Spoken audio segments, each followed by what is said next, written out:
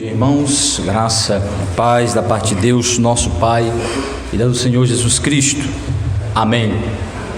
Nós vamos continuar nosso estudo no Catecismo Maior, tratando a respeito da aplicação dos elementos da salvação, onde o Catecismo vai nos conduzindo para a próxima parte, que é o aspecto prático da doutrina, que é o que Deus requer de nós, nos colocando debaixo dos seus preceitos, da sua lei, das suas ordenanças, que é onde nós vamos ver a questão da lei, a questão da oração, dos sacramentos, a aplicação, o exercício da fé, né? Enquanto isso, nós vamos trabalhar aí a aplicação do último elemento, que é a glorificação.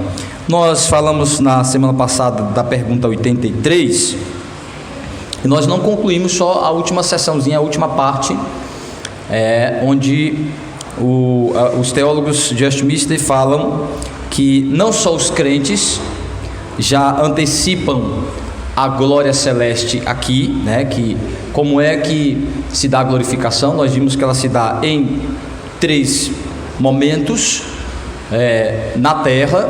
A partir do chamado pelo Evangelho, a partir da conversão, o crente já passa a desfrutar dos privilégios da relação com Cristo, a comunhão gloriosa com Cristo. Então ele já começa a desfrutar dos privilégios da glória aqui, ou seja, a união com Cristo já o coloca em acesso à glória de Cristo, aos privilégios da glória de Cristo. Nós vimos isso na semana passada. Então isso que significa a glorificação. É quando a glória de Deus que se manifesta em Cristo se revela a nós de uma maneira transformadora, abençoadora, certo?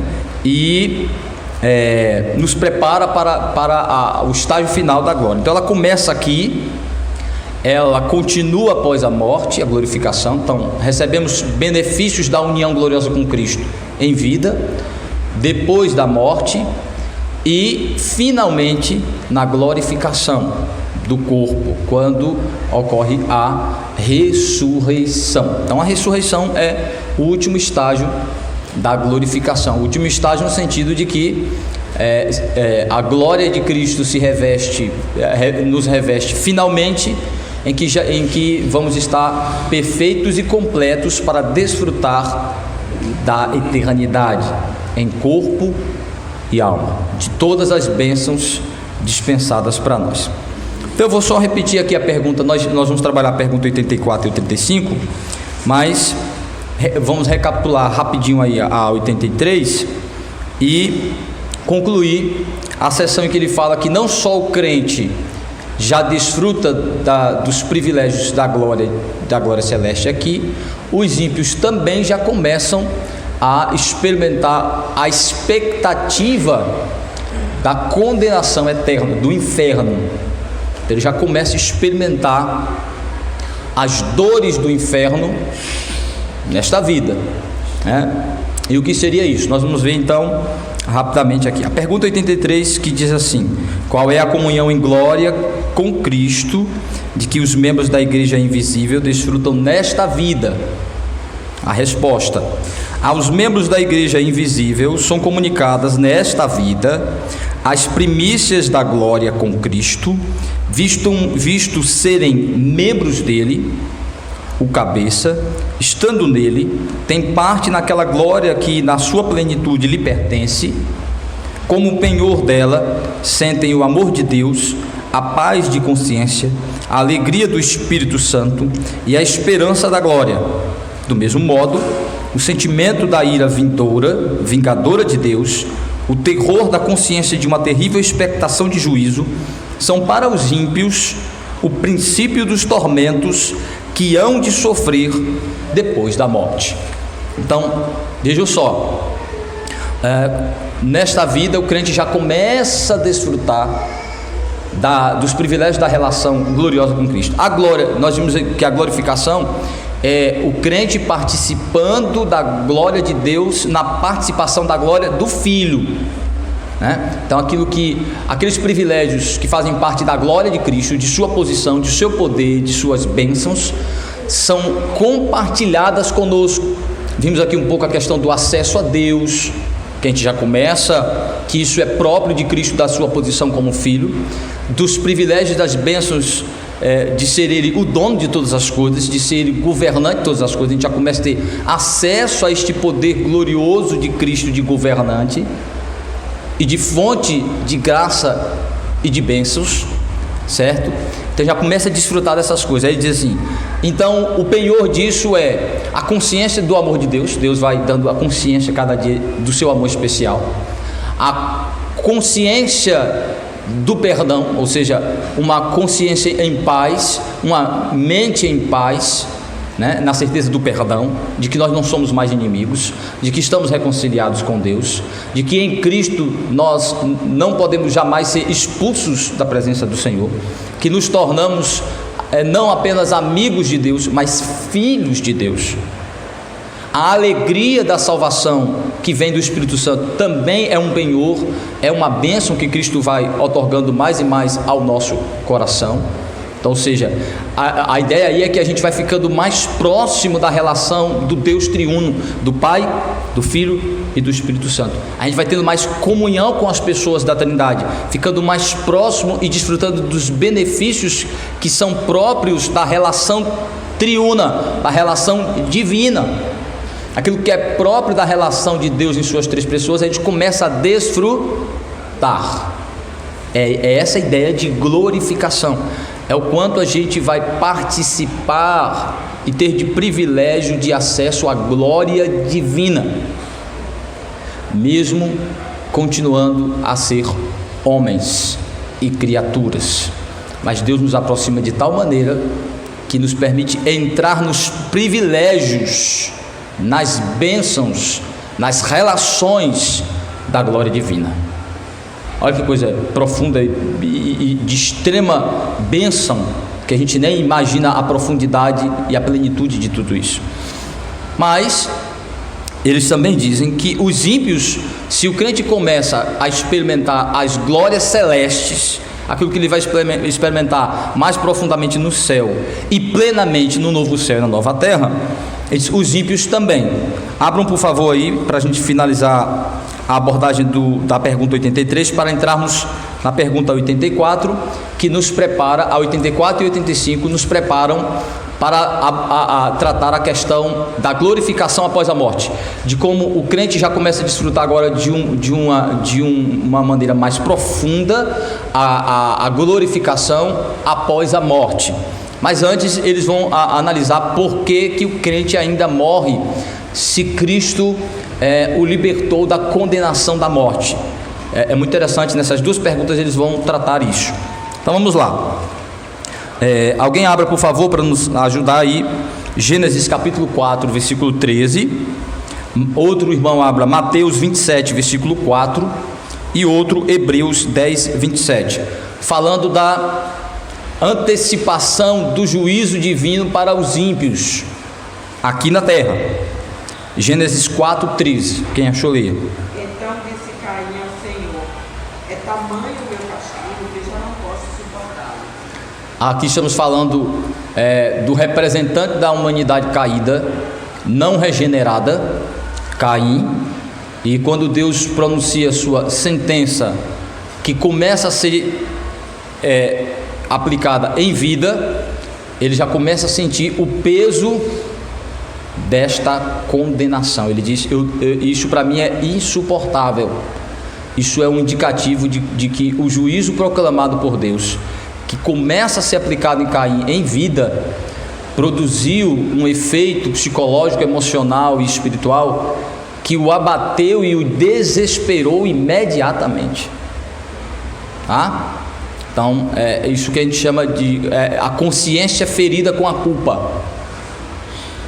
Aí veja, isso vai ficando mais claro quando a gente vai partindo para o Novo Testamento e vendo que aquilo que Caim expressou é o que acontece imediatamente com os ímpios, quando a graça comum de Deus ainda lhes dá consciência de seus pecados, mesmo que ele não entenda que aquilo é pecado, mas consciência de que ele cometeu algo que é reprovável.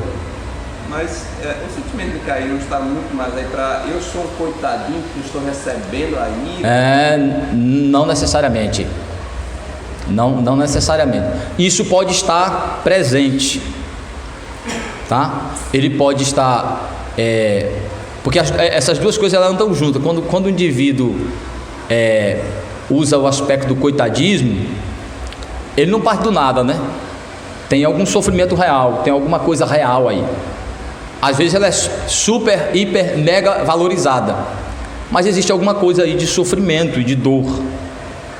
O problema é o indivíduo achar que ele é inocente, usar o seu sofrimento como uma barganha emocional de transferência de culpa.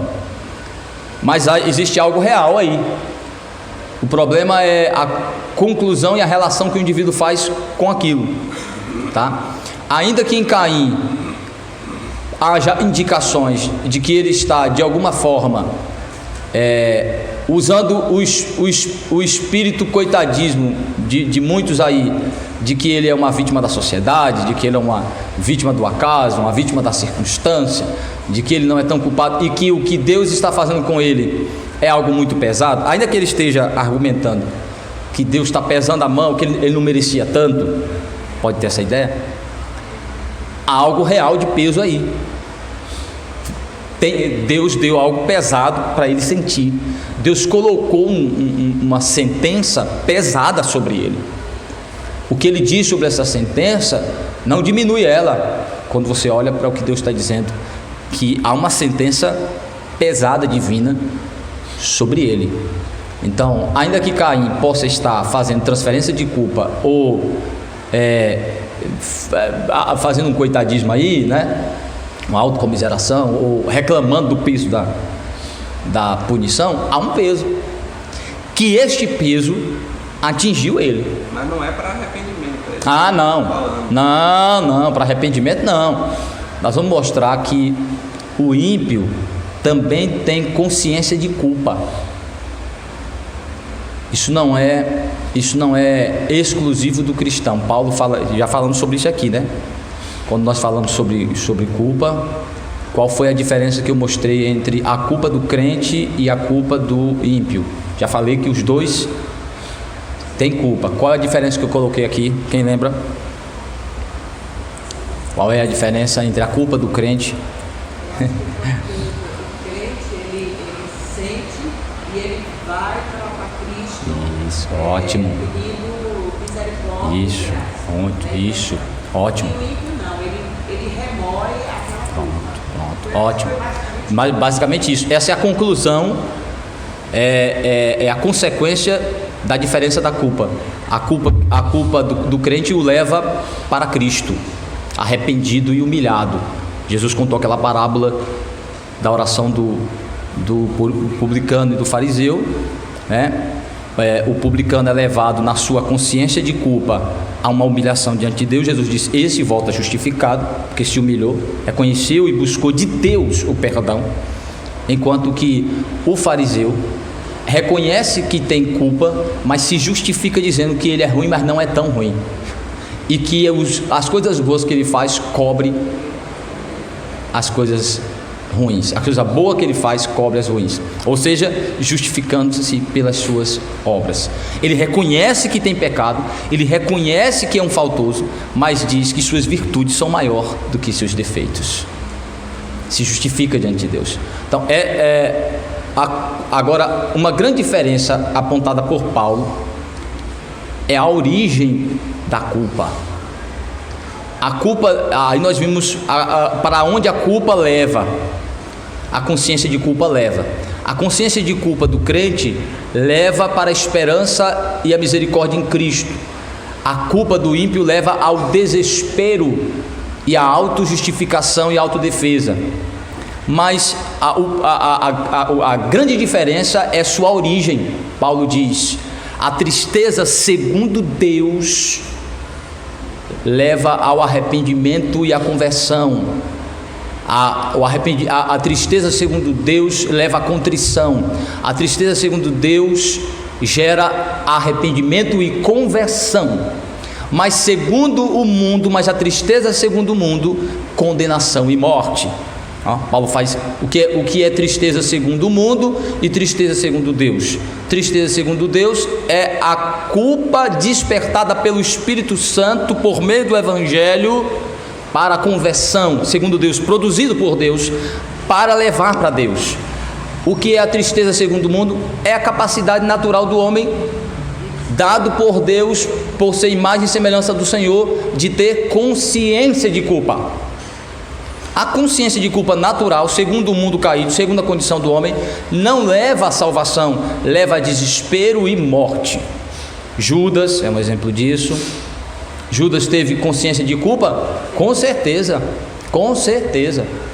E teve uma atitude de arrependimento, que aí eu vou mais longe ainda. Existe culpa natural e arrependimento natural. Qual é a diferença da culpa, da consciência de culpa e do arrependimento do crente? Ela é despertada por Deus, que leva o indivíduo para Cristo, para que em Cristo ele encontre o perdão que salva. Mas segundo o mundo, na condição natural do homem, o homem naturalmente pode ter consciência de culpa, pode se arrepender do seu pecado, mas isso não leva para a salvação. Por quê? Não é movido por Deus, porque movido por Deus leva para Cristo. Arrependimento sem Jesus não resolve o problema. Perdão sem Jesus não salva. O único perdão que salva é o perdão em Cristo. Não há salvação fora de Cristo. Então, se o indivíduo se arrepende, mas seu arrependimento não leva para Jesus, não leva para a fé em Cristo, não leva para confessar e reconhecer que é por Cristo que seus pecados são expiados, é por Cristo que Deus lhe perdoa, e só pelos méritos de Cristo, aquele arrependimento é natural, é humano, é condição natural. Então, tanto o crente como o ímpio podem ter consciência de culpa e podem se arrepender. A diferença é quando isso é feito naturalmente e quando isso é feito espiritualmente, produzido pelo Espírito Santo para levar para Jesus. Este é o ponto. Então aqui ele está dizendo, um caso de Caim aí. Caim está tendo consciência, além de entender, é por isso que ele é pecador, é por isso que ele é um não regenerado, por isso que ele é um preterido. Ele vai de alguma forma tentar se justificar e manipular, mas há algo real aí sentido por ele. Há um peso divino, porque mesmo os ímpios distantes do Senhor, mesmo aqueles que não vão ser regenerados, Deus já manifesta. Paulo falava sobre isso, a ira de Deus se manifesta do céu contra toda a impiedade dos homens. Então Deus já manifesta juízo, e uma das formas de sentir a presença de juízo de Deus é a consciência de culpa, porque o homem não tem consciência de Deus, o homem não tem consciência de sua palavra, o pecador não tem consciência da obra da redenção, mas ele não sabe de onde vem, mas vez ou outra sua consciência é despertada com um senso de culpa. Ele não sabe dizer por que ele está se sentindo mal por ter feito aquilo. Indigno, faltoso, fora de um padrão de excelência. Ele é capaz de sentir isso, principalmente os mais jovens, porque quando a gente vai ficando mais velho, a gente vai aprendendo a cauterizar a consciência, perder a sensibilidade, principalmente os ímpios que trabalham fortemente para cauterizar isso. Um dia eu li uma reportagem sobre doenças psicossomáticas nos marginais, e a conclusão da pesquisa é de que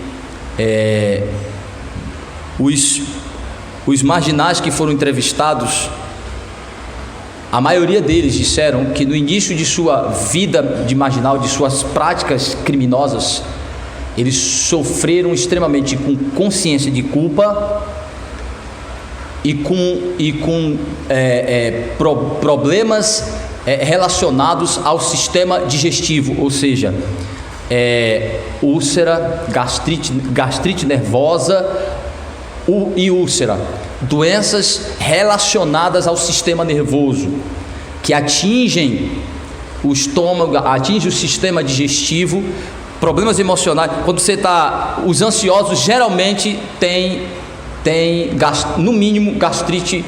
É por isso que recebeu o nome de gastrite nervosa. Por quê? Não é porque ela é nervosa, não. É porque o aspecto emocional se relaciona com este problema. As feridas causadas, os problemas dos sucos gástricos estão relacionados com o emocional. Então, geralmente, a consciência de culpa, a culpa faz com que o indivíduo, Davi descreve um pouco disso, né? Enquanto eu me calei, a tua mão pesava dia e noite sobre mim, ele descreve lá uma trituração dos ossos, uma angústia da alma, um desespero. Ele descreve sua alma batida atingindo seu corpo, produzindo reações físicas de expressão de total desespero e dor. A relação do espírito com o corpo, essa relação tão próxima. Então, as questões emocionais mexem. Então, a culpa, ela atinge o indivíduo de tal maneira. Então, veja que a consciência. Então, ele diz assim: mas esses indivíduos chegam a hora, o marginal, por exemplo, chega uma hora que ele já não sente mais culpa. Por quê? Ele vai aprendendo a calar a sua consciência. Aí é o que Paulo chama de cauterização da mente. Ou seja, naturalmente Deus deu um dispositivo de alerta, que é a consciência, mas esse pecador é capaz de diminuir o poder de influência de sua consciência sobre ele. Ele começa a lutar contra aquela consciência ferida e a se justificar e a transferir culpa e a usar subterfúgios e argumentos e a fortalecer conceitos pessoais que faz com que aquilo não tenha mais efeito, que aquela culpa não tenha mais efeito sobre ele. Aí ele para de sofrer com a consequência de seus atos, tá? Com exceção daqueles que chamam de serial killers, que já são, já produzem, já tem isso mais naturalmente pela sua condição. Já nasceram assim. Outros dizem que já nasceram assim, já são, não em relação a si, mas em relação aos outros. Então, as pessoas dizem assim: serial killer é aquele que não tem sentimentos. Isso não é verdade, não é assim, isso é mentira. Serial killer é aquele que não tem sentimento altruísta, é aquele que não consegue ter empatia pelo outro, que não é capaz de sentir a dor que ele causa no outro. Esse aqui é o ponto. Mas é exatamente por isso que ele é um serial killer. Ele o prazer é só dele. Ele tem prazer em matar, ele tem prazer em produzir sofrimento. Ele não sente remorso por isso, ele não sente culpa por isso. Ou seja, ele não sente dor pelo outro, mas ele sente prazer com a dor do outro. Esse é o ponto. Então, assim, isso mostra exatamente que o pecador se tornou um indivíduo extremamente egoísta, mas ele não consegue fugir dos dispositivos divinos para lembrá-lo que ele não é inocente, autônomo, independente e livre de punição. E um dispositivo mais forte que Deus coloca no homem é exatamente a consciência, a sua consciência. Agora vamos ver que é exatamente isso que os textos que nós vamos ler agora mostram claramente, porque de Caim é uma interpretação baseada na sua fala. Agora vamos ver uma declaração explícita das Escrituras sobre isso. Mateus 27, 4. Pequei traindo sangue inocente. Eles, porém, responderam: que nos importa? Isto é contigo. Judas falando com os batistas. Isso. O que você percebe aí em Judas é exatamente aquilo que vemos em Caim. uma expressão de sua consciência culpada, desesperada, tanto que ele vai, entrega as moedas. Veja o que ele diz: traí sangue inocente, cometi pecado, cometi algo terrível. E aí ele vai em seu desespero e se mata. É interessante porque o que você vê aí é uma manifestação de uma consciência culpada que levou a uma confissão que levou a uma atitude. Ele reconheceu a sua culpa, confessou sua culpa, devolveu o dinheiro, ou seja, teve a atitude de tentar corrigir, mas a Bíblia diz que mesmo assim Judas não é um salvo.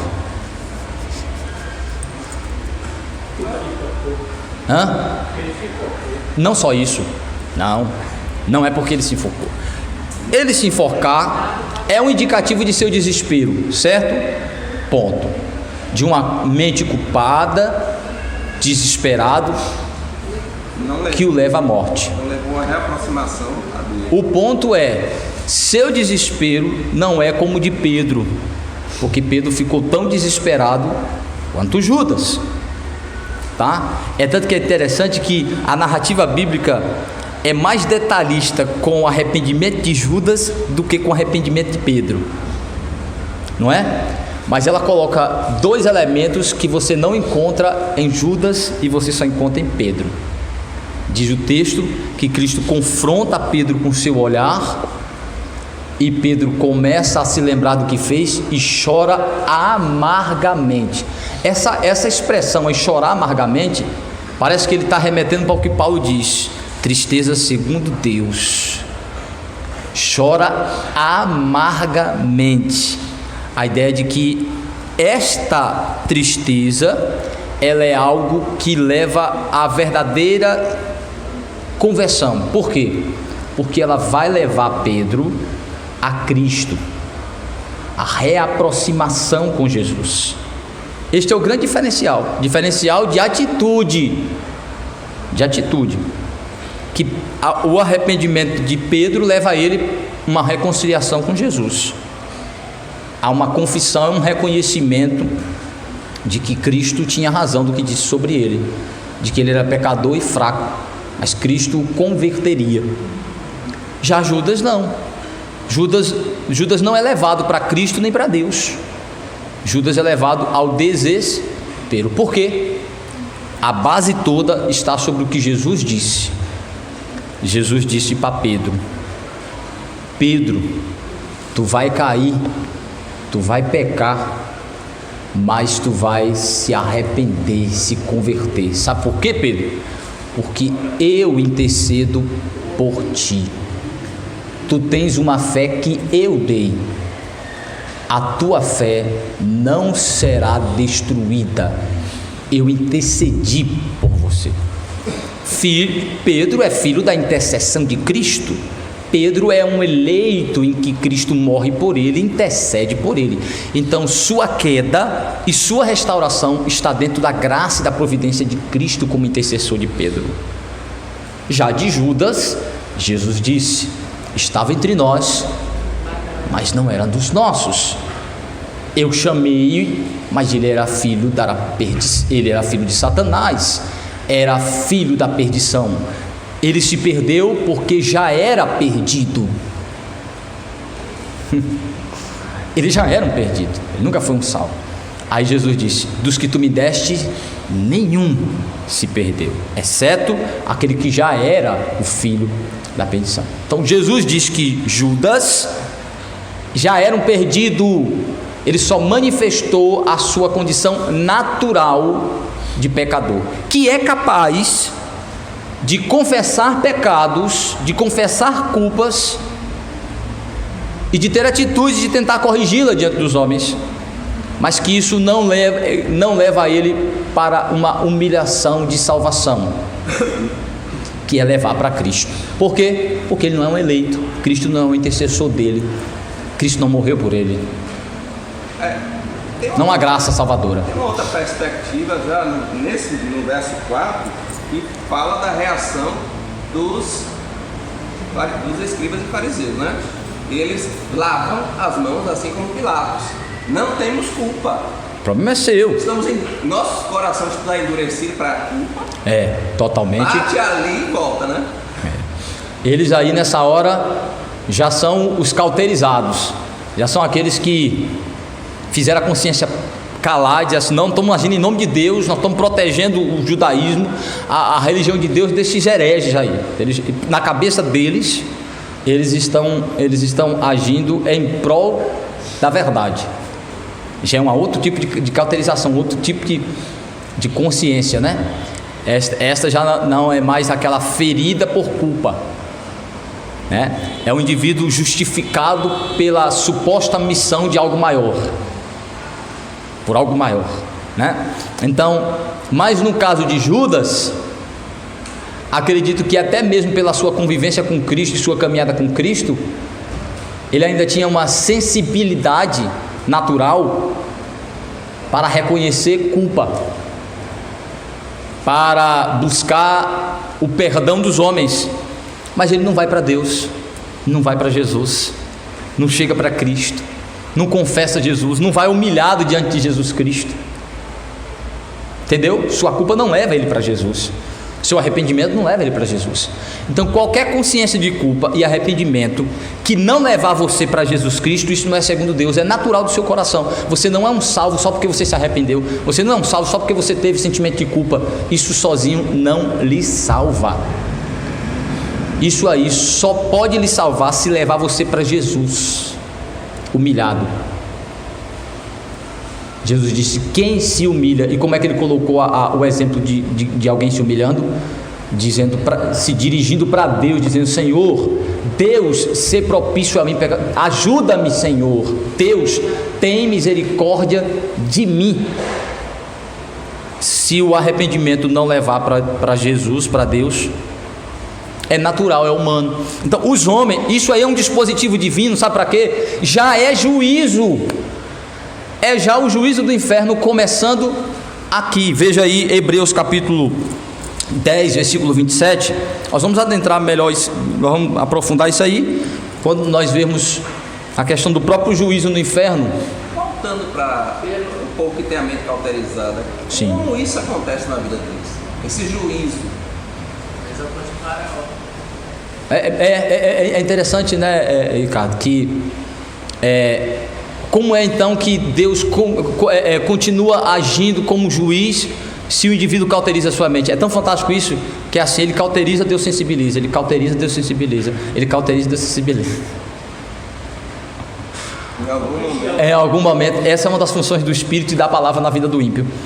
Ele está ali todo duro, todo insensível. Daqui a pouco ele tem de novo contato com o Evangelho, amolece ele para ele sentir de novo o juízo de Deus. Aí ele começa a trabalhar de novo a cauterização. É uma luta constante. É igual o ateu prático. O que é o ateu prático? Aquele indivíduo que fica o tempo todo, Salmo 14 fala sobre isso, diz o ímpio no seu coração: não há Deus. É uma luta constante, é uma tentativa de calar a consciência o tempo todinho. Chega uma hora que ele parece que conseguiu fazer isso. Como o Júlio falou com relação a Faraó, pronto. Faraó, o juízo acontece, ele amolece o coração. Pronto. E aí a Bíblia é tão fantástica que a Bíblia vai dizer que Deus está ativamente fazendo isso, ou seja, está usando a própria condição natural dele e está permitindo endurecer e amolece. Aí solta um pouquinho, ele endurece, aí Deus vai e amolece de novo. Endurece, amolece de novo. Deus fazendo esse trabalho para o que ele quer. Então essa cauterização, é isso que eu quero dizer para você. Essa cauterização não é final e definitiva. O ímpio não consegue produzir uma cauterização definitiva. Ele não tem como estar totalmente livre da sensibilização de Deus, porque ele não tem poder para isso. Ele luta, consegue alguns resultados pela própria vontade e providência de Deus, mas ele não consegue se livrar da influência de Deus pelo Espírito, produzindo juízo sobre ele. E essa ação de Deus na vida dessas pessoas, no caso que vai ser justificado, leva ao quebrantamento. O outro não, leva a revolta. Sim, a revolta, a justificação, a revolta, ao desespero. No máximo, se esse indivíduo não se revolta contra Deus, ele se desespera, porque não há esperança para ele, não há graça. Ou ao coitadismo, né? Ou ao coitadismo. Então, assim, o mais comum é a rebelião, né, que o presbítero Elian está colocando. O mais comum é a revolta, a rebelião e transferência de culpa. Mas também você tem a autocomiseração, você tem o coitadismo, você tem o justificador. Existe isso. A ciência hoje chama isso de psicopata. É. Ele fica dizendo que está arrependido, que está, não, estou regenerado, eu não quero mais isso, mas quando ele passa aquele momento, ele volta à mesma situação anterior, porque não houve realmente esse quebrantamento, esse livramento. É complicado. É. Hebreus. Sim, Hebreus 10, 27. Pelo contrário, certa expectação horrível de juízo. Lê o versículo anterior, por favor, ele é importante. Porque se vivemos deliberadamente em pecado, depois de termos recebido um pleno conhecimento da verdade, já não resta sacrifício pelos pecados. Pelo contrário, certa expectação horrível de juízo e fogo vingador, prestes a consumir os adversários. É fantástico. Sabe quem é que o escritor Hebreus está descrevendo aí? Os apóstatas, aqueles que têm um certo conhecimento do Evangelho, aqueles que têm contato com o Evangelho, mas o Evangelho não converte ele se transforma em um rebelde, em um blasfemador. Ele resiste ao Evangelho. Ele diz assim: este indivíduo já mostra que não há regeneração para ele, não há restauração para esse indivíduo que teve contato com o Evangelho. Aí ele vai dizer, pelo contrário, o que é que há nele? Ele já começa a ter a expectação do inferno, do juízo, da condenação dele. Sabe o que é isso aí? A graça comum de bondade de Deus vai diminuindo, ele já vai começar a sentir o peso do juízo do inferno aqui. Daí a minha ideia de que a condenação no inferno é muito mais uma questão de consciência culpada do que fogo literal queimando carne. Mesmo que haja fogo, o verdadeiro sofrimento do inferno é a consciência em chamas de culpa, inflamado pela ira de Deus. Isso é desesperador, extremamente desesperador. Então ele vai dizer assim: para os apóstatas, a graça comum vai começando a ser substituída pela expectação do horror do inferno. O indivíduo vai tendo mais consciência e sentindo mais o peso de estar distante de Deus e ser rejeitado. Isso é que é o inferno. E ser rejeitado por Deus, de ser tratado como um inimigo dele. Ele já vai sentindo a expectação de uma rejeição divina. Até porque, pastor, depois que houver a ressurreição, o fogo não vai ter mais como queimar a carne. Destruir, né? Destruir, É. porque o corpo será. Alguns acham que esse queimar aí é só para fazer sentir dor mesmo. Pode até existir, né, Malete? Mas pense comigo. Não é mais assim do destruir. Não é. Não. De destruir não pode mais ser destruído. Até o corpo do ímpio precisa ser mudado para ele sem alívio. A dor de sua alma não pode ser aliviada, porque aqui o ímpio tem alívios. Aqui a graça comum de Deus, a providência de Deus permite que o ímpio possa ter momentos de alegria, alívio, e que sua consciência culpada seja cauterizada ou disfarçada. Ele tenha momentos de alívio com a graça de Deus. Daí Jesus dizia que a quem tem se dará, mas aquele que não tem, o pouco que tem será tirado.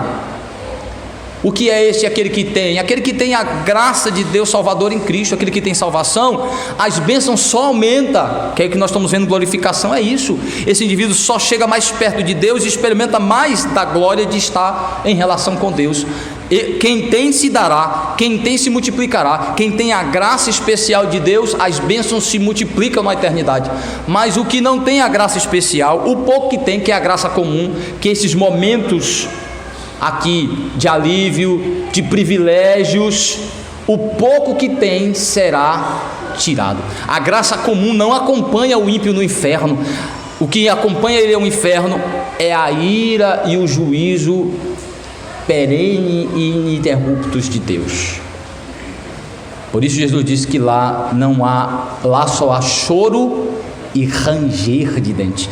Descrição de desespero, angústia profunda de alma sem alívio. Então as pessoas não têm noção exatamente do que é o inferno, né? Mas o texto mostra que a expectação, esse horror do inferno já começa aqui quando as consciências são feridas com culpa, quando o ímpio é despertado em sua culpa, principalmente aqueles, e aí é um ponto virgulado, principalmente aqueles que têm algum contato com o Evangelho. Por isso que o Evangelho é uma bênção, mas também pode ser uma maldição, o contato com ele. Por quê? Porque o Evangelho ou lhe salva ou lhe condena, e ter contato com ele antecipa a sua condenação. Porque ao ter contato com o Evangelho, você conhece verdades que deixam a sua mente já despertada em culpa. Assim que você peca, você já sabe que você está fazendo aquilo ali. Tem um aspecto do serial killer, dessas pessoas, que é quando elas fazem esse tipo de ato, né? Elas sempre tentam retornar para sentir o prazer que sentiram naquele momento. Sim. E alguns vão dizer que o inferno é você retornar naquele momento para sentir a culpa de ter feito algo naquele momento que deu ruim, né? Que aconteceu, que deu errado. Não lembro propriamente que é contra Deus, mas vamos lembrar que aquele ato ali foi o princípio de todas as coisas erradas que aconteceram dali em diante. Não, eu estou falando assim do ponto de vista de alguns, né, que advogam que o inferno seria esse retorno àqueles momentos da vida que marcaram aquela culpa. Mas é muito mais que isso, né? Pastor, quando eu exagero, né, a minha maluquice, e a gente tem um sonho maluco de noite, que a gente acorda e agradece a Deus por ter acordado e acorda suave. Ô desespero, hein? É um desespero. E só foi a comida, imagina. Só foi a comida, agora imagina o inferno. E só foi a comida remoendo no estômago. Então, entendida essa parte da pergunta 83, que assim como o crente começa a ter expectação da glória celeste, o ímpio de alguma forma começa a ter expectação do horror do inferno, com sua mente despertada em culpa.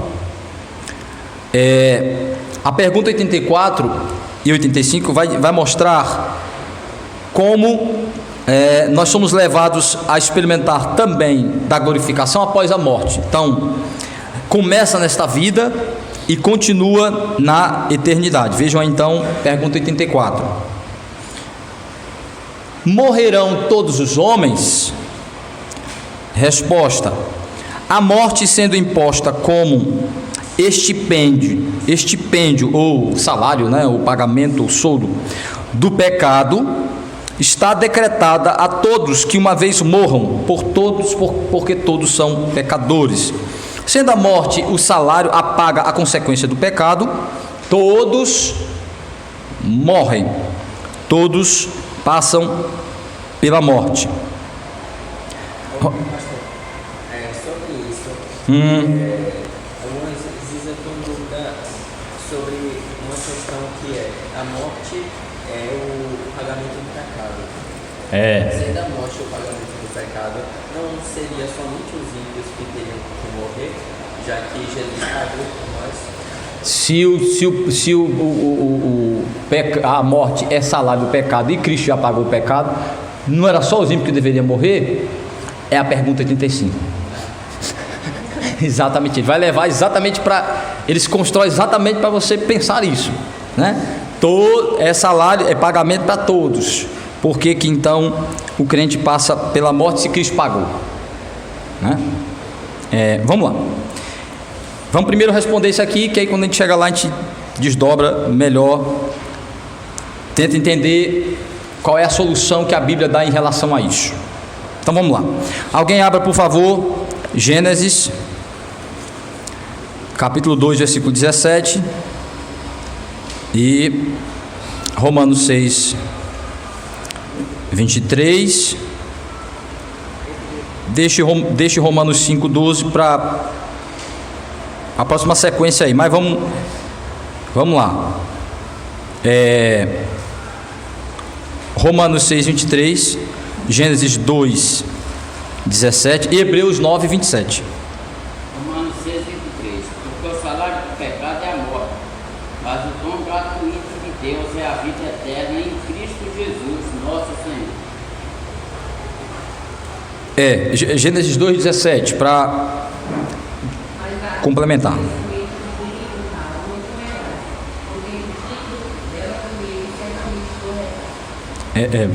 Então, aí está a declaração da morte como uma condenação, como um salário, como um pagamento, como um soldo, como uma consequência. Se comeres, certamente morrerás. Então, quem ameaçou o homem com a morte como condenação foi Deus. Por isso que a gente diz que é um pacto que Deus está fazendo, responsabilizando o homem se ele quebrar este pacto. Então, se comeres, morrerá. Aí, em Romanos, Paulo explica que o pecado realmente se tornou a consequência paga para todos, porque todos pecaram. Então, o salário do pecado, o pagamento do pecado é a morte. É interessante, eu estava estudando este ponto do catecismo com minha filha, Isabelle. Aí ela disse assim: mas Adão e Eva não morreram na hora que eles comeram, não caíram mortos, não. Olha o raciocínio dela, né? Ele disse: é verdade. Aí eu tive que explicar, não sei se ela entendeu, mas eu tive que explicar para ela que, biblicamente, o aspecto da morte, a morte tem 3 aspectos. Você entende? 3 aspectos relacionados à morte aí. O aspecto físico, o que a gente chama de aspecto físico da morte, que é quando o corpo se separa da alma. Isso é um aspecto da morte. O primeiro aspecto da morte, ela está relacionado ao tipo de relação que eu tenho com Deus. Então, por exemplo, Deus é criador, fonte e sustentação de vida. Separar-se dele é desconectar-se da fonte, é morrer. Então, o que a gente chama de morte espiritual. Da onde é que eu tiro esse argumento? Paulo diz: estáveis mortos em vossos delitos e pecados. Ele descreve a morte em um aspecto espiritual. Em que sentido? A morte como uma descrição da desconexão do homem com Deus numa relação espiritual de comunhão. O homem não tem como se desconectar. Já explicamos isso aqui, foi bem no iniciozinho quando eu falei sobre a relação do homem com Deus. O homem perdeu comunhão plena, mas não perdeu contato com Deus, porque senão ele para de existir. Para existir, o ímpio precisa continuar tendo contato com Deus como fonte de manutenção de vida. Só que vida no aspecto de relacionamento, de comunhão, de aprovação, de bênção, o homem perdeu. Quando ele peca, imediatamente ele perde essa conexão plena com Deus. Daí é o primeiro aspecto da morte. Isso também é aplicável para a ressurreição. Qual é o primeiro aspecto da ressurreição? Ele é físico ou espiritual? Espiritual. Paulo diz que o ímpio é alguém que está espiritualmente morto, o crente é alguém que está espiritualmente ressuscitado. Vós estáveis mortos em vossos delitos e pecados, ele portanto vos deu vida em Cristo, ressuscitando, ou seja, a ressurreição. Aí agora estava espiritualmente. E o que é a ressurreição aí? É a conversão, é a reconciliação com Deus, é quando o indivíduo agora é reconectado a uma relação plena com Deus em Cristo. Então ele estava espiritualmente morto, desconectado. Espiritualmente ressuscitou, reconectado. Tá? 3 aspectos estão relacionados à morte. A morte espiritual, que é a separação de Deus. A morte física, que é a separação das duas partes que compõem o homem, alma e corpo, é quando a alma se separa do corpo. E a morte eterna, que é a condenação ao inferno.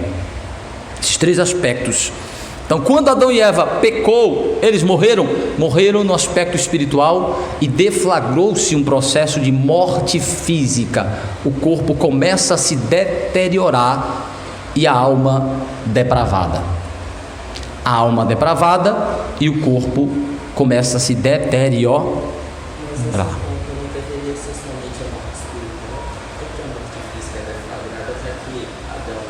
Porque elas estão ligadas.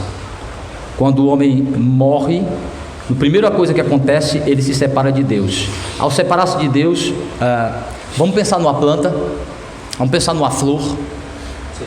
Ela morre imediatamente? Não. Ela vai perdendo força, vai murchando, vai perdendo água, ela vai perdendo aos poucos. Então, a desconexão com Deus, ela causa morte imediata, mas a destruição total disso é progressiva.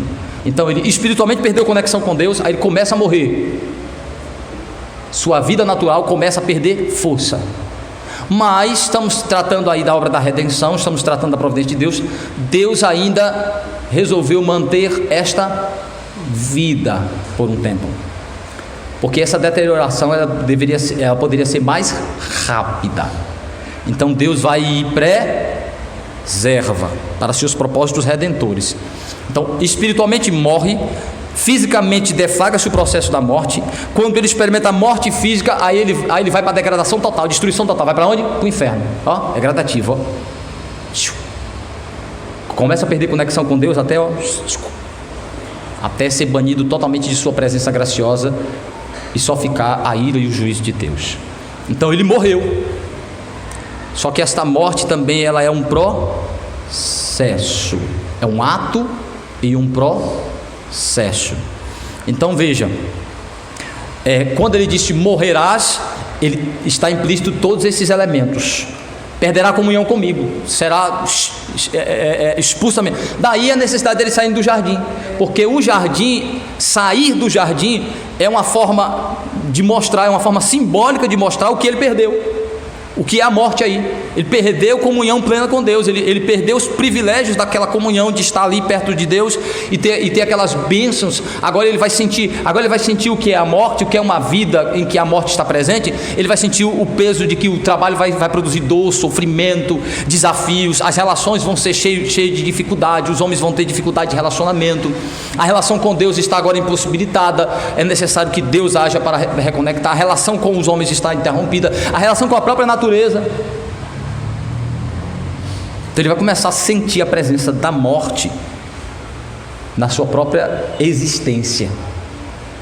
Então assim, ele morreu, pecou, a morte entrou na humanidade. Isso que Paulo vai dizer, a morte entrou, e ela se manifesta progressivamente. Perdeu comunhão com Deus, vai perder a existência na terra, porque o corpo vai ser separado do espírito. E depois vai perder um pouco da comunhão que tinha com Deus, que era graça comum. Aí ele vai para o inferno. Aí é a morte no seu estágio final. Então, eu não sei se quando eu expliquei para minha filha, ela entendeu isso. Mas eu tinha que explicar isso. Eu não podia falar outra coisa, né? Não sei se eu usei a linguagem mais apropriada, mas é difícil. Mas eu expliquei a ela que eles não eram mais amigos de Deus. Eu tentei usar a linguagem, eles haviam desobedecido. Aí eu comecei a usar coisas que ela conhece, que é a desobediência dela, que é quando as relações dela com os amiguinhos, quando ficam tristes um com o outro, que se separa. Tentei transferir para aquilo que ela conhece, para ela entender que Adão e Eva perderam isso. A morte primeiro é esse aspecto de perder a relação, de não ser mais amigo. Eles não eram mais amigos como eram antes, ficaram de mal, né? Aí na minha época eu dizia assim, tá de mal como sal, tá de bem meus parabéns. Brincadeira, besteira. Essa morte, essa distância espiritual que o homem tem para com Deus, Sim. Quanto mais distante a pessoa está, mais caro se torna para retornar o caminho mais comprido. É como se você estivesse indo para um outro país, para o Japão, e o telefone de lá para cá é muito caro, né? Então, essa comunicação, ela ainda existe, ela é suada, e para retornar o caminho é comprido. Diferente do que acontece conosco quando estamos mais próximos de Deus. Sim. E outra coisa, por mais distante que o Filho de Deus esteja dos seus pais, né? Ele ainda tem essa comunicação. Sim. Tem o número do telefone, tem ainda como ter esse contato, apesar de ser difícil. Se mantém os laços, ainda é possível reconciliação, retorno e contato. Se os laços ainda existem, então o crente é alguém que tem um laço com Deus e ele nunca pode ser desfeito. Estamos falando do eleito, né? Ainda que ele fique distante, faça igual o filho pródigo, dê uma voltinha aí por aí. Se ele é um eleito, ele tem um laço com Deus e esse laço não pode ser desfeito totalmente, né? Então o Senhor vai trazê-lo, vai reaproximá-lo em comunhão. Então vamos lá, Hebreus 9, 27 e Romanos 5, 12. E assim como os homens são ordenados a morrer uma só vez, e depois disso um juízo. Então, mostrando aí que a ordem, a palavra de Deus decreta a aplicação imediata da condenação, né? Então está ordenado morrer uma só vez e experimentar o juízo. Então aí já está falando do segundo aspecto da morte, que é ao experimentar a morte física, ele já entra na condenação final, no estágio final de sua condenação, né? Ele já aguarda só a sentença final, mas ele já entra experimentando o estágio final da condição, porque ele já vai direto para o inferno, né? Como a maldição, como aconteceu, Deus ordenou que essa é a consequência. A ideia de Deus decretou, ordenou que essa é a consequência, declarou. Morreu, segue-se o juízo, segue-se a aplicação do juízo, tá? E é interessante, você disse, sim, mas ele ainda não ouviu a sentença final. Mas eu tenho certeza que não tem. Se você for nos presídios aqui no Brasil, tem um bocado de inocente lá, de verdade e que se diz ser. Tem inocente e tem gente, e todo mundo diz que é inocente, né? Acho umas coisas legais quando eu vejo filme assim com cadeia, com bandido. Aí eles dizem assim, o cara diz assim, eu sou inocente, às vezes ele é mesmo, né? Aí o outro ri e diz assim, aqui todo mundo aqui é inocente. A ideia de que os indivíduos não assumem naturalmente suas culpas, né? Principalmente diante das pessoas. Eles até têm consciência da culpa, mas eles não assumem naturalmente diante das pessoas. Mas eu tenho certeza plena, absoluta, que isso não acontece no inferno. Não tem ninguém no inferno achando que não merece estar lá. Por quê? Porque lá o juiz de Deus faz questão de deixar a consciência plena de culpa. Ele sabe por que ele está lá, quem é ele, pleno de consciência de quem é ele. Então essa já é a sua primeira sentença. Até porque lá não tem nem como esconder. Não tem, reconfesso. Lá ele é um réu, confessa. É igual no dia do juízo. Você acha que Deus vai ter muito trabalho de declarar sentença sobre os ímpios? Eles já naturalmente estarão conscientes de sua culpa diante de Deus. Daí, quem sabe que são culpados, vão se esconder. Claro. Daí o Salmo 2 é bem interessante, que o salmista diz assim: os ímpios não são assim, são como a folha que o vento carrega. Por isso, não subsistirão no dia do juízo. Não subsistirão. Essa ideia de subsistir é exatamente de continuar se mantendo de pé diante de todas as provas de sua culpa. Eu falei 2, não foi? É o Salmo 1. Diz assim: no dia do juízo, os ímpios não prevalecerão na congregação dos justos. Ele não pode dizer assim, não, eu também sou justo, eu também quero estar aí do lado desse justo, eu também quero ter esse privilégio aí, eu não sou ruim. Ele disse assim, os ímpios não terão coragem de ficar de pé. Eles não farão isso. Eles não terão condições disso. Diante de Deus, do juízo de Deus, da santidade de Deus, eles estarão plenos de consciência de sua culpa. Então assim, sim, a diferença aqui depois do versículo 27 de Hebreus diz assim, que Cristo, tendo se oferecido uma vez para todos, para que os pecados de muitos, aparecerá a segunda vez sem pecado aos que o aguardam para a salvação. Pronto. Então é uma grande diferença aí. Total, absoluta. Ele vai se apresentar para aqueles que o aguardam. O aguardam. E a presença aí para confirmar e concluir a obra da redenção, de receber a glória final, né? Aí, assim, irmão Davidson.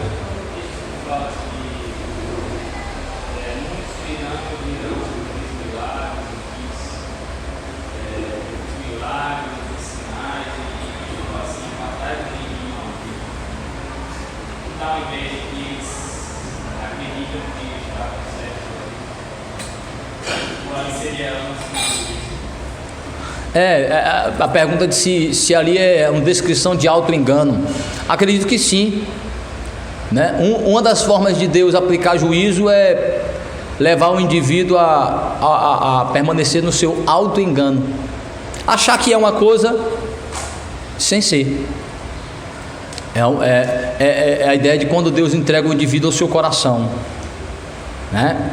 Então ali ele está falando exatamente de uma forma de juízo já para os apóstatas, para aqueles que estavam na igreja, ou falsos religiosos que estão ali praticando a religião do seu jeito, questionando a palavra de Deus, resistindo o seu coração à palavra de Deus, mas se auto-intitulando cristãos e recebendo ainda privilégios de estar no corpo de Cristo, mas que, tanto que o próprio Jesus vai dizer assim, praticam a iniquidade, vivem como ímpios, rejeitam a palavra do Senhor, desprezam a palavra do Senhor, mas vai construindo ali um auto-engano de achar de que sua religiosidade, sua crença, sua suposta bondade, no final vai ser levada em conta, ou ter usado o nome de Jesus, ou nunca ter se afastado deliberadamente da igreja, ou da religiosidade,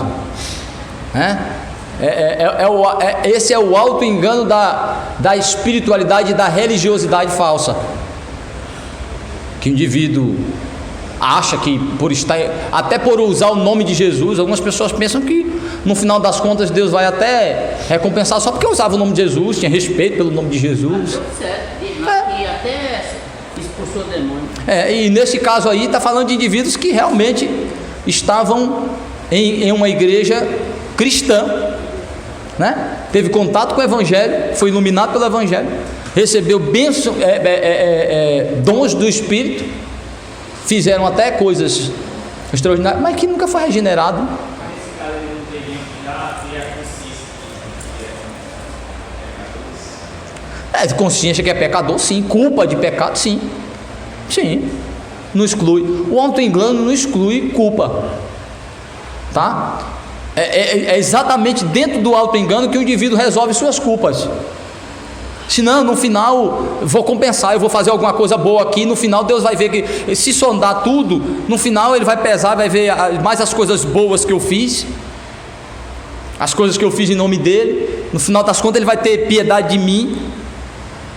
Tem tanta gente que se louca por preta, tem palavra bonita. Sim. Então o auto-engano não é cauterização de consciência. O auto-engano é confiança em fonte errada de salvação. É confiança em mérito próprio, ou confiança na suficiência de bênçãos divinas. Porque Deus abençoa com uma coisa, com a outra, um privilégio ou outro, mas isso não caracteriza necessariamente salvação. Sim.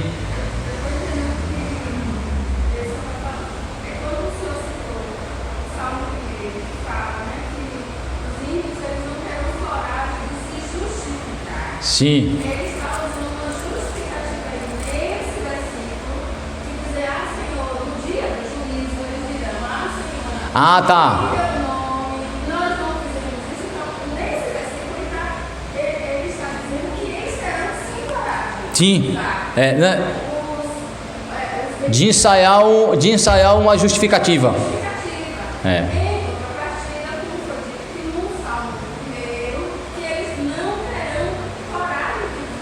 Eles não prevalecerão. Entendi.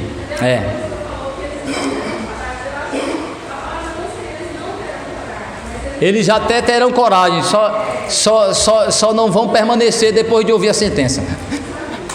Esse é o ponto. O correto é isso aí. Algum ímpio terá coragem de se justificar diante de Deus? Sim. Ele vai continuar depois de ouvir a sentença? Não. Agora sim, fechou. Melhor. Tá vendo? Por isso que tem que ficar ligado para melhorar a argumentação do pastor. Mas é isso aí. Essa é a fala do Salmo 1. Que a ideia é que ele não prevalece, ele não permanece em sua arrogância e soberba depois de ouvir a sentença. Mas antes, porque é julgamento, né? Julgamento tem as falas, tem as defesas. No julgamento o indivíduo pode ter coragem de dizer assim, não, Senhor, é o que Jesus está dizendo, né? Porque eu não posso ir contra a palavra de Cristo. Jesus está dizendo assim, lá naquele dia, alguns vão se justificar, dizendo, não, Senhor, nós trabalhamos em teu nome, nós somos Deus. Por que a gente está desse lado aqui? Por que a gente está do lado de cá? Não, nós também profetizamos, falamos teu nome, falamos das tuas coisas.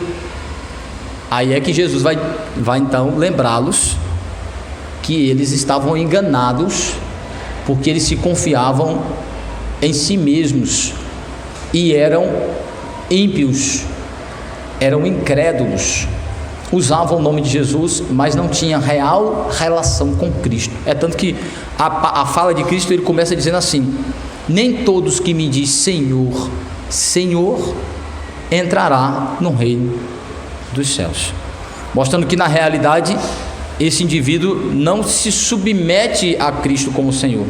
Ele não crê em Cristo de verdade. Ele usa o nome, ele usa a religião, ele usa as coisas para alimentar seu ego, sua autojustiça, sua ideia de bondade.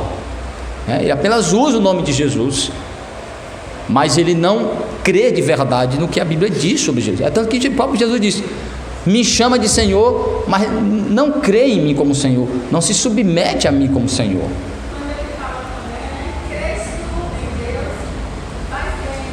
Tiago, né? Diz assim, crença natural, né? Crer na existência de Deus faz de você um salvo? Não. Os ímpios, aí ele vai dizer, os demônios também são crentes, e são crentes ainda tementes, porque se estremece todinho, mas não amam a Deus e não desejam se submeter voluntariamente e servir ao Senhor. O faz pela soberania divina. Salmo primeiro não tem segunda instância. Não tem não. Tem segunda instância? Não. Nada de segunda instância. É em primeira instância. Não tem STF lá não.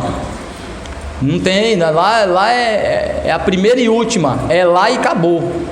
E depois da sentença, não tem progressão de pena, não tem habeas corpus, não tem delação, não tem habeas corpus, não tem delação premiada. Lá é tudo réu confesso, né? E se delatar o outro só morre abraçado, como diziam os amigos meus, só morre abraçado, não ameniza em nada, não diminui nada, vai tudo junto, abraçado. Então não tem, por isso que a Bíblia diz que Deus é justo juiz. E no Salmo 2, aí sim, no Salmo 2 diz que Jesus virá julgar. Por isso que diz assim, hoje não resistais, beijai o filho, curve-se diante do filho para que ele não se irrite. E em tempo, ele diz lá uma expressão que tem a ver com tempo, né? Porque senão ele virá e a seu tempo, né? Vos destruirá e não há quem vos arrebate de suas mãos. Ele virá com seu cetro de justiça. É alguma coisa isso aí, né? Vê aí, Marlete. Deixai o filho para que não se irrite e não pereçar no caminho, porque dentro em pouco se lhe inflamará a ira. Bem-aventurados todos os tementes Dentro em pouco, a ideia de beijar o filho é de se curvar ao seu senhorio, à sua realeza. Aí é beijar o rei, a mão do rei, reconhecendo, curvando-se diante dele, reconhecendo sua realeza. Que essa é a atitude do que se submete, né? Do indivíduo que se curva diante do rei, reconhece a sua autoridade.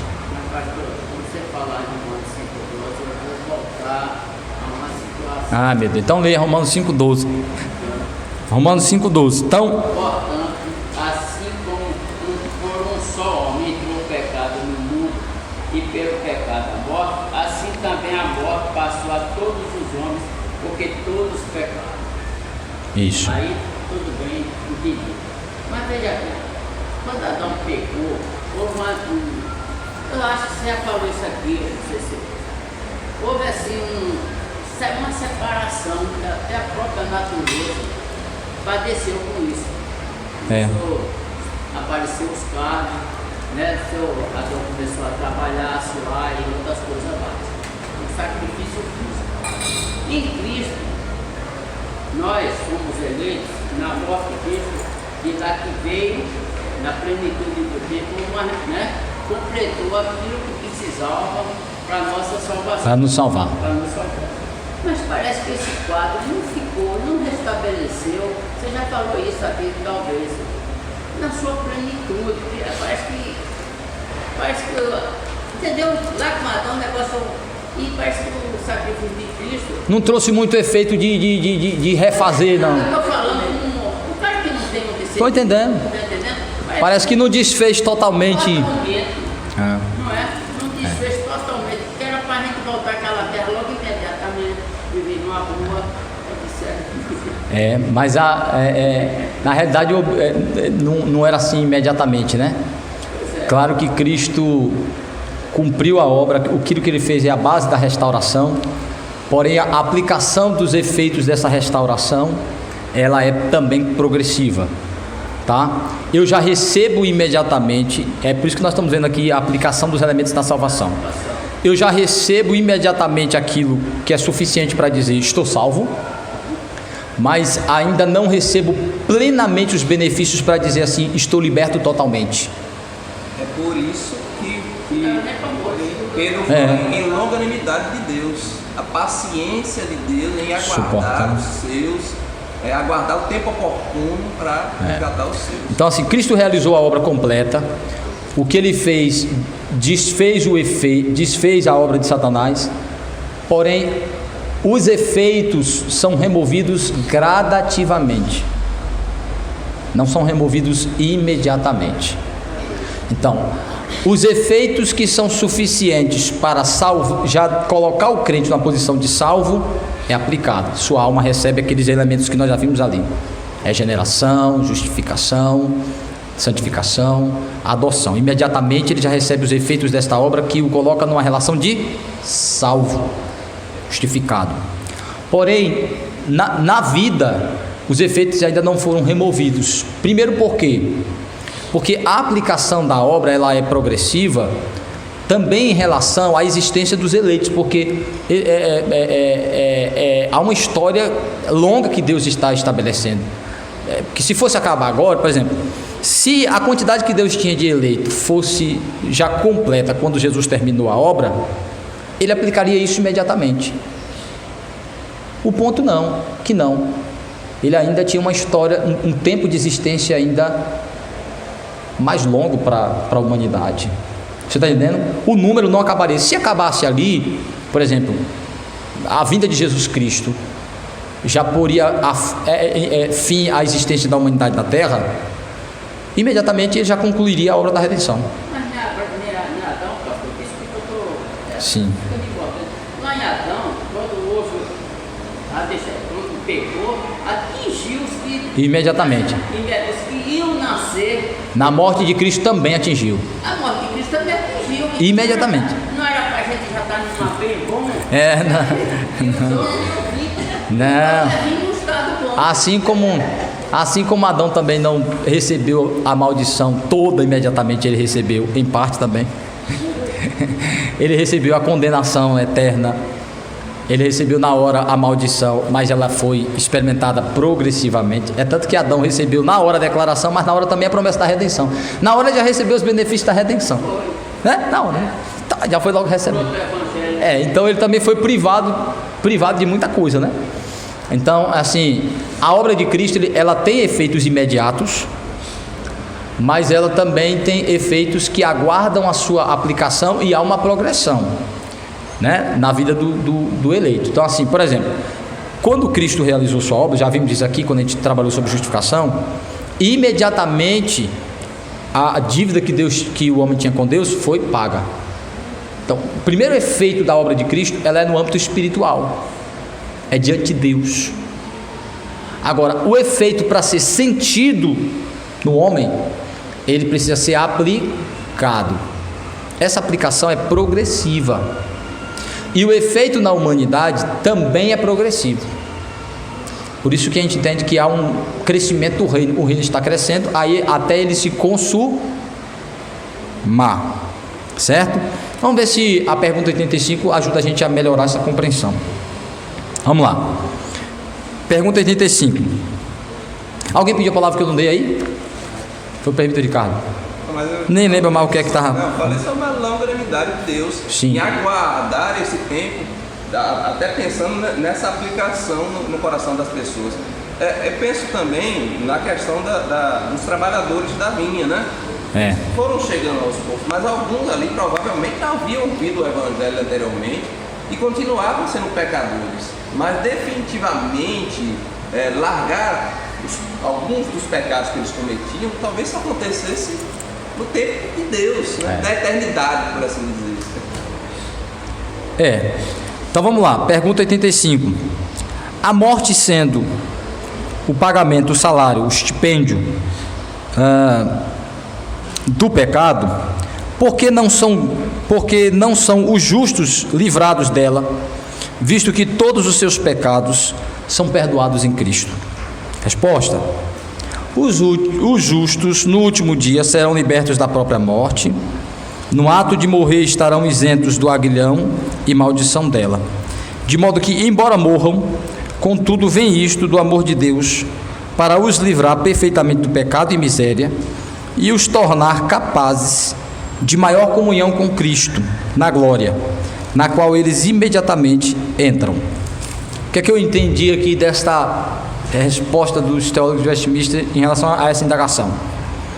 De que se os justos já receberam, os justos foram justificados. Se os justos foram justificados, já foram justificados, e a morte é uma maldição, por que essa maldição não foi removida deles? Eles não usaram essa expressão, mas a conclusão que eu faço de tudo que eles colocaram é que, para o crente, a morte não tem o mesmo efeito que tem sobre os ímpios. A morte é um instrumento que o Senhor usa para ele experimentar mais de sua glória, de sua graça. É mais ou menos assim: a morte passa a servir o crente, em vez de destruí-lo, de atingi-lo de maneira como atinge o ímpio. Então Cristo agora se vale da própria morte para usá-la como meio de atrair os crentes para mais perto dele. Então a morte passa a servir o cristão. Então ela não é mais uma maldição sobre o crente. A morte para ele não é maldição, é um meio que o Senhor usa para levá-lo para ele. Então, é mais ou menos isso que eles estão colocando. É uma passagem, é um meio, é um instrumento, é um meio que ele usa. E essa linguagem é usada por Paulo em Romanos, que nós vamos ver isso. Paulo diz exatamente isso, que aí que você vai entender os efeitos da obra de Cristo. Mas não mudou nada, mudou. O que é que mudou? O efeito dessas coisas sobre mim. Por exemplo, vamos pensar aqui. O que é que fez a terra ficar tão mal e ruim para o homem? O pecado. Mas o que é que aumenta isso? É que o pecado faz com que ele se relacione de maneira errada com a natureza. Ele aumenta esse sofrimento. Ou seja, ele se torna um administrador mais irresponsável. As coisas passam a não ter mais prazer como tinham, ele não tem mais satisfação, ele não é responsável, ele não tem responsabilidade, ele não é bom administrador, ele não tem sabedoria de reverter aquele quadro. O que é que a redenção faz? Muda a maneira dele se relacionar com as coisas. Ele já começa a sentir que o efeito da obra do pecado já não é tão grande como era. Ele já é capaz de sentir prazer corretamente na relação com a natureza, com as pessoas, com Deus. Isso já começa a ser minimizada. Ele já começa a se relacionar com o sofrimento, a dor e as dificuldades como oportunidade de experimentar dessa graça redentora, como oportunidade de experimentar mais de Cristo. A própria morte, a própria dor e sofrimento. Então o efeito disso antes ele era danoso e destruidor, com prazeres momentâneos e que se dissipavam com facilidade. Já com a redenção, você já é capaz de se relacionar sentindo verdadeiro prazer com as coisas nessa terra, mas antecipando o gozo eterno, já entendendo a projeção de algo maior em relação àquilo. Consegue transcender por causa da obra da redenção. Então o efeito já muda totalmente, certo? Então vamos ver os textos aqui que ajudam a gente a compreender melhor isso. Entendeu, Júnior? Se Cristo levou a maldição da morte, por que eu ainda morro? Porque a morte em Cristo não é mais a maldição sobre mim, mas um inimigo que Cristo está usando para meu bem. Olha que coisa interessante. Paulo vai dizer que na perspectiva da obra da redenção, depois que você entra na relação com Cristo, todas as coisas contribuem positivamente para a sua vida. É como a gente estava falando. Todas as coisas cooperam para o bem. Aí entra só as coisas boas? Tudo, até o ruim. Como a gente estava falando ontem sobre questão de trabalhos e provas. Para quem não estudou, a hora da prova é a hora da morte. É um desespero. É um desespero. Para quem estudou? Para quem estudou é hora de provar que ele está preparado, Apesar de que quando nós falamos de salvação, a prova não provém de nós, né? A capacidade não vem de nós. Mas é mais ou menos isso que você está dizendo. Por isso que a Bíblia chama de prova e teste. Prova e teste de quê? Da fé que Cristo lhe deu nele, para provar que se realmente você está nele. Porque qual é a prova que eu estou nele? É que eu vou manifestar minha dependência dele e que eu recebi da parte dele graça que me capacita a lidar com aquilo de maneira que honra o nome dele. É teste de fé. Fé em quem? Em Cristo. Não é teste de capacidade humana, não é teste de poder humano, é teste da presença de Cristo em mim. Será que há? Certo? Sim, Júnior. Seria a condição de teste ou não? Isso seria a noção da morte. Sim, mas de alguma forma é um teste de qual é a sua condição. Que a Bíblia diz que é a prova, né? Que, por exemplo, Tiago diz que os sofrimentos são provas da fé para testá-la, confirmá-la e fortalecê-la. Paulo diz isso, e Tiago diz isso, e Pedro também. Sobre a própria morte. A morte. É como você enfrenta a morte. Como você vai lidando com ela progressivamente, é um teste de fé também. Mas isso não explica porque ela não desapareceu. Porque ela não desapareceu? Não. Ela não desapareceu porque Cristo ainda a usa. Paulo diz por que ela permanece e como ela permanece. Finalmente a morte. O que é que Cristo fez? Ele tirou a morte como maldição de nós. Então assim, a morte como uma maldição, ela não está mais sobre nós. Porque qual é a definição final de morte como maldição? Ela tira a gente definitivamente da relação com Deus. Ela exclui a gente da presença de Deus. O que é que a morte faz na vida do crente? É exatamente o contrário, né? Se o sentido de morte como condenação é exatamente me expulsar da presença de Deus, agora o crente morre e ele vai para onde?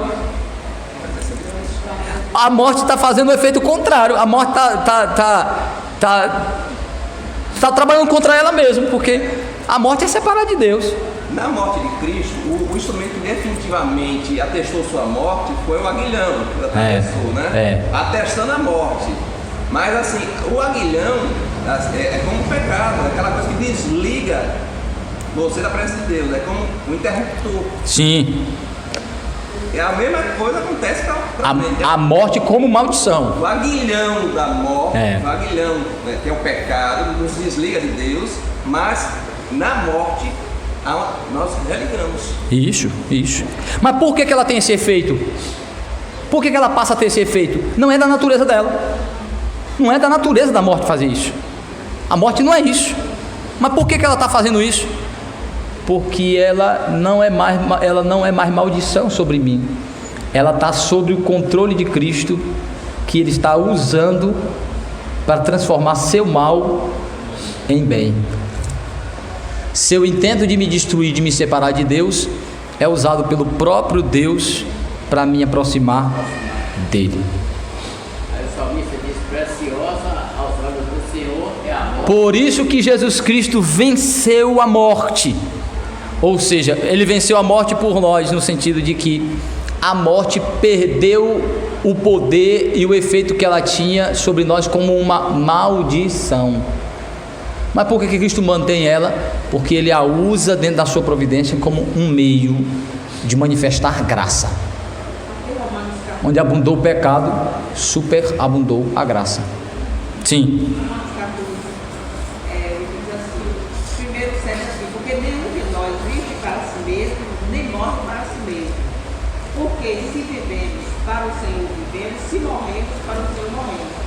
Quer pois vivamos ou morramos, somos do Senhor. Isso. Então a morte e a vida para nós não é como se fosse assim, é a mesma coisa. Não tem muita, no sentido de ligação com Cristo. Ela não tem como impedir isso, ela não tem como tirar isso. Daí porque às vezes o ímpio se desespera e se acaba quando ele morre. Sim. O cristão não. A gente não tem esse desespero pela morte. Porque a morte, entendendo exatamente o efeito da morte em Cristo, que ela é um meio de manifestar mais a comunhão de glória com o Senhor.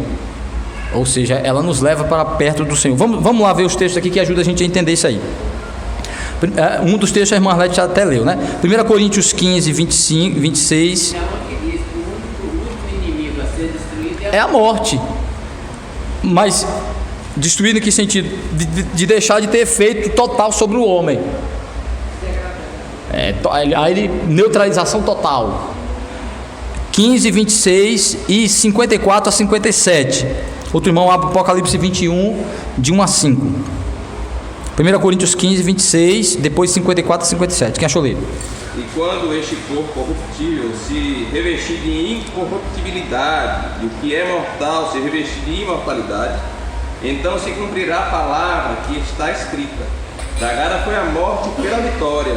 Onde está, ó morte, a tua vitória? Onde está, ó morte, o teu aguilhão? O aguilhão da morte é o pecado, e a força do pecado é a lei. A lei para acusar, né? Não, porque aí ele está falando da lei como aquela que tem o poder de manifestar o juízo de Deus, né? Ou seja, a lei dizendo que quem transgride morre, que o transgressor morre, né? Então ele diz assim: acabou esse efeito, essa maldição da lei sobre nós. Aí ele está falando que esse efeito final se dá na ressurreição, né? Ressurreição. Aí a morte é golpeada finalmente. Finalmente. É onde a morte é finalmente destruída. Mas qual é o efeito da cruz? O efeito da cruz é tirar o efeito da morte como maldição, que como maldição ela nos separa de Deus e nos coloca no inferno. E mesmo ainda sendo um mal que vai permanecer, Deus vai usá-lo, Cristo vai usá-la como um meio de manifestar mais graça, de experimentar mais da glória de Cristo. Então, ele está falando, já há garantia de que quando a aplicação da redenção terminar, a morte não tem mais efeito sobre nós. Então ele já garantiu isso na sua obra. Isso já está garantido. Quando houver a ressurreição, então a glória de Cristo se reveste finalmente. Aí a morte não pode mais nos atingir, em aspecto nenhum mais. Jamais. Revestidos de imortalidade. A morte não atinge mais, não tem mais condições de atingir. Mas enquanto isso, a morte atinge, mas atinge não como uma maldição, certo? Então vamos lá. Apocalipse, que aí ele mostra exatamente isso. Apocalipse capítulo 21, de 1 a 5.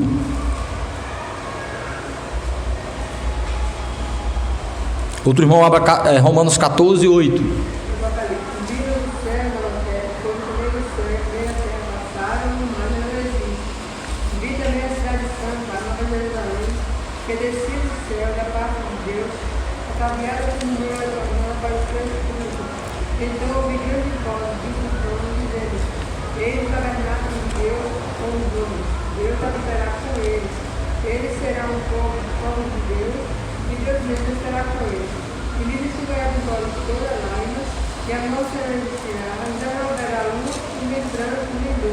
porque as primeiras coisas passaram.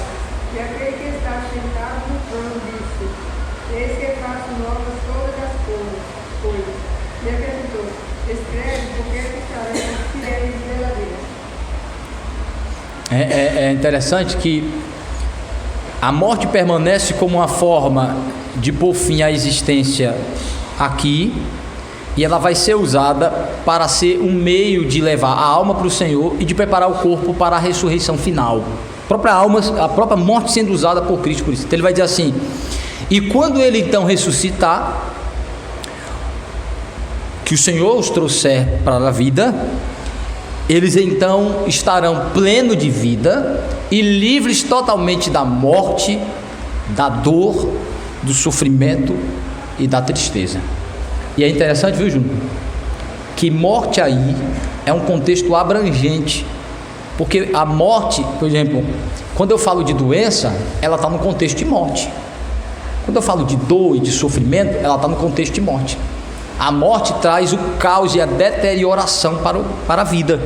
Então, assim, o sofrimento, a dor, a tristeza, por isso que ele diz assim: não haverá mais morte, não haverá mais pranto, não haverá mais dor, não haverá mais sofrimento. Então, doença, dificuldade, relações humanas, conflitos humanos, violência, tudo isso é contexto de morte, da presença da morte, da deterioração da vida. Até a culpa é consequência da morte. Também. Essa culpa faz você morrer aos poucos. Sim, vai lhe matando. Todo sofrimento e caos humano está dentro do contexto de uma condição da presença de morte como uma maldição. Só que aí agora veja o que é que o escritor está mostrando. Isso só chega finalmente para o crente, ele só é livre totalmente na sua ressurreição. Mas aqui em vida, nós já vimos, ele já começa a antecipar a glória celeste. Então a relação com estas coisas começa a ter uma perspectiva diferente. Ela não é maldição, ela é um mal que ainda causa dor e sofrimento, mas se torna para o crente uma oportunidade de experimentar mais da graça e da manifestação da glória do Senhor em sua vida. Vejam aí, Romanos 14, 8, Salmo 116, 15, Romanos 14, não foi? 8. Aí Romanos 8, 35 a 39. Alguém lê Salmo 116, 15. Preciosa é aos olhos do Senhor a morte dos seus santos, né? Então olha que coisa interessante. A morte não é uma maldição. Por que Deus está dizendo que um crente morrer é precioso? Não parece ser contraditório? Não, eu acho é algo prazeroso para mim a morte de meus santos. Eu gosto, é uma coisa preciosa, é uma coisa boa para mim quando eles morrem. É como se aquela personagem que fala que gostava de apanhar. Eu gosto. Pronto. A gente vai dizer que aí é um distúrbio mental ou emocional, a pessoa gostar em si da coisa má. Mas veja que o ponto não é que Deus gosta da morte do indivíduo. A ideia é assim: preciosa é a morte dos seus santos pelo efeito disso. O objetivo disso é igual o que Tiago diz, que o crente não pode ser sadomasoquista, gostar do sofrimento, ter prazer no sofrimento, mas que ele precisa ter prazer do propósito que Deus tem no sofrimento. Ó, a diferença. Por isso Paulo diz: por isso me gloriarei nas minhas tribulações, sabendo que quando eu passo por elas, é para eu experimentar mais da graça, fortalecer a minha fé e me parecer mais com Cristo. Então por isso me gloriarei nas minhas tribulações. Ó, não a tribulação como um fim em si mesmo, não porque, que prazer de sofrer, me bate, aí é distúrbio mental, é distúrbio emocional, ele está falando, é prazer no propósito que Deus tem, bondoso para aquilo. Por isso que ele está dizendo: preciosa é aos olhos do Senhor a morte do santo, porque é Deus levando os santos para a comunhão com Ele, é Ele chamando. Então é o objetivo de sua morte, e não a morte em si como um fim em si mesmo. Não é que ele tem prazer na morte, mas tem prazer no que a morte causa na vida do justo, leva ele para Deus, para ter comunhão. Por isso que a Bíblia diz também que Deus disciplina os que ama, não porque Ele gosta de fazê-los sofrer, mas porque Ele quer o seu bem e sabe que puni-los é um meio, discipliná-los é um meio de corrigi-los. Por isso que ele diz que quem é disciplinado, no primeiro momento não acha bom, acha ruim, porque dói, fere, mas quando ele entende o objetivo, que é para justificar, para crescer em justiça, que é para torná-lo mais santo, aí ele alegra no propósito de sua disciplina, e não nela em si. Sim, meu irmão, abra seu coração. Que ele ensinou muito na experiência dele. Tudo que ele vai fazer, ele diz assim: por exemplo, permita, vou construir uma cozinha do meu gosto. Se Deus permitir, se Ele me chamar antes, porque se Ele chamar antes, é melhor do que a cozinha. Olha que coisa maravilhosa. Interessante isso. Mas é isso aí mesmo. Tudo que ele faz naquele objetivo, mas sabendo que se Deus... que há algo maior e mais glorioso. Daquilo que ele está correndo atrás. Se você começar a pensar assim, muda a sua relação com as coisas totalmente. Muda sua maneira de se relacionar com as coisas, o uso que você faz dela muda totalmente. Quando você entende a natureza inerente daquelas coisas, a glória que há nelas, mas que há algo mais glorioso, mais grandioso, aí até a relação com essas coisas muda e se torna mais produtivo para você, para a sua relação com Deus e com as pessoas. Tem um ponto de vista que, se você pensa assim, não é do meu próprio mérito que o Senhor vai me chamar, então essa prova, se ela chegar antes, eu não vou precisar estudar mais, eu não vou precisar construir uma cozinha ou construir outra coisa para ter direito a ela, porque ela já é garantida. Já está pronta. Já é um alívio muito grande. Eu quero enfrentar essa prova logo. É porque a gente não tem noção mesmo da glória final, né? Não tem. Mas vamos lá, Romanos 8. Por isso que a gente é tão apegado com as coisas desta vida. É o que a gente tem de referência, né? Romanos 8, 35 a 39. Quem achou, leia. Quem nos separará do amor de Cristo? Será a tribulação, ou a angústia, ou a perseguição, ou a fome, ou a nudez, ou o perigo, ou a espada? Como está escrito: por amor de ti somos entregues à morte o dia todo. Fomos considerados como ovelhas para o matadouro. Em todas as coisas, porém, somos mais que vencedores, por amor daquele que nos amou. Porque eu estou bem certo de que nem a morte, nem a vida, nem os anjos, nem os principados, nem as coisas do presente, nem do porvir, nem os poderes, nem a altura, nem a profundidade, nem qualquer outra criatura poderá nos separar do amor de Deus que está em Cristo Jesus, nosso Senhor. E aí é que ele diz que todas as coisas cooperam para o bem daqueles que amam a Deus e são chamados segundo o seu decreto. Sabe o que Paulo está dizendo aí? É uma coisa fantástica. Paulo está falando ele está confortando os crentes diante dos desafios e das dificuldades e dizendo assim, como é que ele se confortava? Ele está dizendo: olha, eu lidava com a possibilidade de morrer todos os dias. Eu penso na possibilidade de morrer todos os dias. Estou exagerando, não é isso que ele está falando, não? Ele diz assim, ó, como mensageiro de Deus, eu sou marcado para morrer. Sou como ovelha enviada ao matadouro. Eu posso morrer a qualquer hora. Sou, porque como mensageiro, como pregador do evangelho, como apóstolo, ele diz assim, estou marcado para morrer. Há um alvo em minhas costas como cristão, como apóstolo. Cristo me entregou como ovelha ao matadouro. Somos levados à morte todos os dias. Quando eu me exponho ao mundo para pregar o evangelho, eu estou exposto à morte todos os dias. Mas como é que eu encaro essa possibilidade? Paulo diz, eu a encaro com a maior naturalidade, entendendo que ela também trabalha para o meu bem. Ela, tudo, sofrimento, dor. Por quê? Porque nada me separa do amor de Deus que está em Cristo. Ela não tem poder danoso e destruidor sobre a minha fé. Então eu não me desespero, não me angustio, não fico com medo dela, porque ela está dentro do contexto de coisas que me fazem bem. Não é meio profundo isso aí, não? Por que ele diz isso? Porque ele entendeu o seguinte, ele disse assim, nada me separa do amor de Deus que está em Cristo, nada, nem a morte, que é uma separação, mas ela não atua por meio de Cristo como uma separadora, ela atua como uma unificadora, ela causa comunhão. Por quê? Aí ele vai explicar por quê. Porque em Cristo somos mais que vencedores sobre todas essas coisas. Paulo está usando a linguagem de guerra, em que o inimigo, quando é que um indivíduo vence numa guerra? Quando é que uma nação vence em uma guerra? Quando ela neutraliza o seu opositor, ou destrói totalmente o seu inimigo, ou neutraliza, prende, o neutraliza de alguma forma, toma o seu território e o neutraliza, tira suas forças e seu poder. Não é isso? Faz com que ele perca a força de atuar e de combater.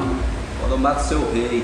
Mata o rei, dizima seu exército, toma suas posses, tira sua força e seu poder. Isso é quem vence. O vencedor destrói ou neutraliza o inimigo. A Bíblia diz que Jesus é mais que vencedor. O que seria isso? O que seria isso? Como é que alguém é mais que vencedor? Cristo não só destrói ou neutraliza o inimigo. Cristo faz com que o inimigo trabalhe a favor do dominado, do dominador. A morte trabalha a favor do crente e não contra ele. Em Cristo, ele pega o sofrimento e a dor para usar, para levar mais perto de Cristo. Pega a morte e usa, então é mais que vencedor. A morte a serviço do cristão, o sofrimento a serviço dele, as dores e as dificuldades como oportunidade de aproximar mais do Senhor. Coopera para o seu bem e não para a sua destruição, e não para o seu mal. Os inimigos trabalhando a favor do crente, intentando mal, tentando destruir, tentando neutralizar, mas o efeito que faz sobre Cristo é um efeito positivo. Entenderam? Por isso que somos mais que vencedores. A morte não foi só neutralizada, ela trabalha agora para o crente. Trabalha a nosso favor. Trabalha para levar a gente para Deus, para Cristo, para dar mais comunhão com Ele. Por isso que Paulo disse, eu não me desespero, não me angustio diante de nada disso, porque essas coisas não me separam, elas me aproximam mais do Senhor. Arrebatamento? Que não vão passar pela morte, é isso que ele está falando. Esses que não vão passar. Esses que não vão passar pela morte? Você está falando sobre isso? Que não vai experimentar a morte necessariamente? A morte física, né? A morte física. Significa que eles não morreram, né? Porque perderam a comunhão com o Senhor e experimentou a morte em algum aspecto. Então, alguns falamos sobre isso aqui. Cristo, primeiro, ele removeu a morte como maldição. E, segundo a sua providência, alguns são privados. Por que ele privou alguns de morrer? Porque ele não só removeu a morte como uma maldição, mas tem poder e controle sobre ela. Em alguns crentes ele a remove. Mas uma coisa interessante, completou o número dos redimidos, mas não só isso. Nem todo crente vai morrer, mas todo crente precisa passar por transformação. Encarar a morte dessa forma, né? Todos eles vão encarar a morte como uma transformação da vida. Ele deixa de ter uma existência apenas para essa vida terrena temporal. Sua vida, sua alma e seu corpo passa por uma transformação que ele é capaz de experimentar a eternidade. Porque a morte, o efeito da morte do crente é isso, é prepará-lo para a eternidade, que nós vamos ver isso aqui quando fala da ressurreição. Assim que morre, sua alma é aperfeiçoada para poder entrar no céu, seu corpo experimenta a corrupção, a deterioração, e depois na ressurreição volta um novo corpo que se une à sua alma, agora perfeitos, para viver a eternidade para sempre. Então, nem todo crente passará pela morte, mas todo crente passará pela transformação da alma e do corpo. Isso Paulo disse, é impossível herdar a vida eterna sem passar por essa transformação. É possível dizer que esses que são arrebatados, que foram levados sem morrer, que o corpo deles, esse corpo que nós hoje temos, é o mesmo corpo? Há uma discussão sobre isso, porque a glorificação do corpo só acontece na ressurreição, O que acontece então com eles? Há uma antecipação dessa glorificação. Alguns acham que é impossível, porque Cristo é a primícia, Cristo é o primeiro a experimentar essa glorificação do corpo. Sinceramente, então, mesmo para esses que a glória só vai acontecer no momento oportuno, esse corpo vai deixar de existir. Esse corpo, sem dúvida, o corpo, nenhum crente, ninguém estará na eternidade com o corpo natural sem a transformação. Isso é impossível. Paulo diz que não. O corpo mortal tem que ser revestido de imortalidade. A corrupção precisa ser removida. O que é corruptível tem que ser revestido de incorruptibilidade. Então, essa transformação é inevitável. Ela é exigência sine qua non, sem a qual não há eternidade. Não existe eternidade sem essa transformação. Paulo diz sobre isso. O corpo e o sangue, essa condição natural humana não pode herdar a vida eterna, não pode entrar na vida. Primeiro porque ela não suporta isso. Esse corpo não foi feito para a eternidade. Essa condição de corpo, o corpo para a eternidade é o ressurreto de Cristo. Mesmo que esse corpo ainda tenha a aparência desse corpo. Ainda tem continuidade, tem contatos, tem aspectos genéticos, materiais, mas revestido de mudança. Total mudança. Agora, qual é a plenitude dessa mudança? Sim, que é mudança tem. Então, é um corpo que não morre, é um corpo que não se deteriora, que não se corrompe mais. Dizem que a teoria moderna, que para existir o teletransporte de pessoas, a pessoa tem que entrar numa cabine, morrer ali e ressurgir em um outro corpo com a aparência do anterior. Aí você foi longe, hein, velho? Foi longe, né? Alguns podem até não entender. Por isso que é ficção científica, né? O céu é tão maravilhoso. Para mim, tanto faz morrer. Claro. Como é que isso vai acontecer? Isso é bom, exatamente. Como é que isso acontece? Agora encarnação não tem, né? Reencarnação não tem, né? É a gente que volta, a nossa alma volta ao corpo glorificado, né? Falando da aparência, né? Por hoje é isso. Semana que vem a gente continua falando sobre, agora especificamente sobre os benefícios que a alma recebe após a morte. Ele preparou a gente para entender que a morte ainda é uma realidade para o crente, mas não uma realidade de maldição, mas uma realidade de meio de graça, meio de bênção, meio do Senhor usar para nos levar para Ele, né? Ainda coopera para o nosso bem e não para o nosso mal e para a nossa destruição. Mas quando morre, a alma do crente experimenta o quê? Vamos ver um pouco disso na próxima pergunta. Que Deus em Cristo nos abençoe. Amém.